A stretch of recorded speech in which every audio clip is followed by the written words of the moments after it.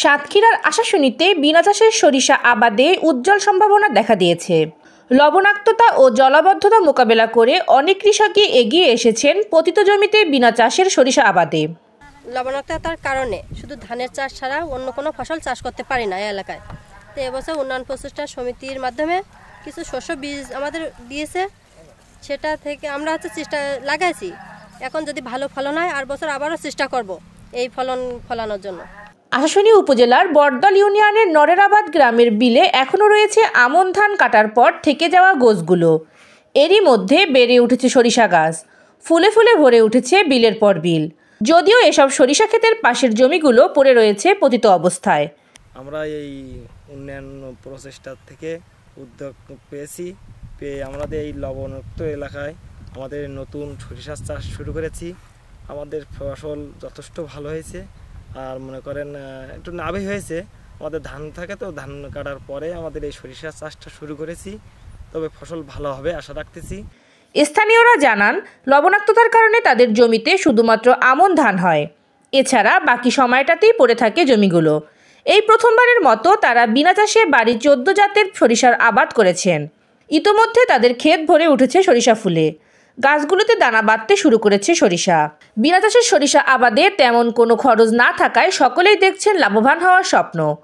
লবণাক্তর কারণে এই জমি ফেলানো থাকতো, জমিতে এক ফসল ছাড়া কোনো ফসল হতো না। উন্নয়ন প্রচেষ্টা প্রকল্পে আমাদের যে সহযোগিতা ওনারা করছেন এই চাষ করাতে আমার একটা বোরিং সহ সার ও সব কিছু আমাকে দিচ্ছে, সহযোগিতা করছে।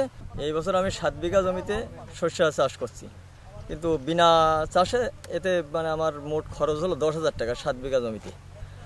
এর থেকে আমি ফসল উৎপাদন পাবো 3 মণ করে, 3 সাতায় 21 মণ শস্য হবে। এই শস্যায় দেখা যায় যে 40 থেকে 45,000 টাকা আয় হবে। আশাশুনি উপজেলার কৃষি অফিস সূত্রে জানা গেছে, চলতি মৌসুমে উপজেলায় 910 হেক্টর জমিতে সরিষা আবাদের লক্ষ্যমাত্রা নির্ধারণ করা হয়েছিল, কিন্তু অর্জন হয়েছে মাত্র 710 হেক্টর। এর মধ্যে 235 হেক্টর জমিতে বিনা চাষে সরিষা আবাদ করা হয়েছে। কৃষকদের বিনা চাষে সরিষা আবাদে উদ্বুদ্ধ করছে কৃষি সম্প্রসারণ অধিদপ্তর সহ বিভিন্ন বেসরকারি সংস্থা। তাদের প্রত্যাশা, আগামীতে আশাশুনি উপজেলার বিস্তীর্ণ পতিত জমি সরিষা চাষের আওতায় আনা সম্ভব হবে। পল্লী কর্মসহায়ক ফাউন্ডেশনের সহযোগিতায় এবং উন্নয়ন প্রচেষ্টার RMTP প্রকল্পের আওতায় আপনার এই সরিষা চাষটা শুরু হয়েছে। এই বড়দল ইউনিয়নের বিভিন্ন গ্রাম, বিশেষ করে নরেরাবাদ, বামনডাঙ্গা এবং ফকরাবাদ গ্রামগুলোতে হয়েছে। এখানে সবচেয়ে বড় ব্যাপার যে একটা জলবায়ুর বিশাল চ্যালেঞ্জ আছে, যে এই এলাকায় প্রচুর পরিমাণ হচ্ছে স্যালাইনিটি এবং শুধুমাত্র আমন ধান হয়, তারপরে আর কিছু হয় না। তো পরবর্তীতে আমাদের পাইলটিং আকারে এই এলাকায় প্রায় 200 জন কৃষককে এই সরিষার আবাদ এবার শুরু হয়েছে, এবং আমরা সবচেয়ে উন্নত জাতের বাড়ির সরিষা 14 সেই জাতটা দিয়েছি। এবং আরও একটা বড় বিষয় যে সরিষা কিন্তু 0 টিলেজ, অর্থাৎ আপনার চাষ ছাড়া সরাসরি আপনার কাদা অবস্থায় বুনে দিলে হয় এবং চাষ দিয়ে দিলে বেশি ভালো হয়। কিন্তু যেহেতু এখানে মানুষ দরিদ্র শ্রেণী এবং এই সরিষা চাষে তারা কোনো অভিজ্ঞতাই নেই এবং লবণাক্ততার কারণে ওরকম হয় না, তো সেই ক্ষেত্রে তারা চাষ ছাড়াই এবার প্রথম পাইলটিং আকারে আপনারা এখানে বুনে দিয়েছে। তো আমরা গাছের গ্রোথ এবং যে গাছের যে কন্ডিশন সেটা আমরা দেখতে পাচ্ছি যে বেশ ভালো। যেহেতু লবণাক্ততার একটা বিষয় আছে, সেখানে আসলে সরিষা হবেই কি না আমাদের একটা সন্দেহ ছিল।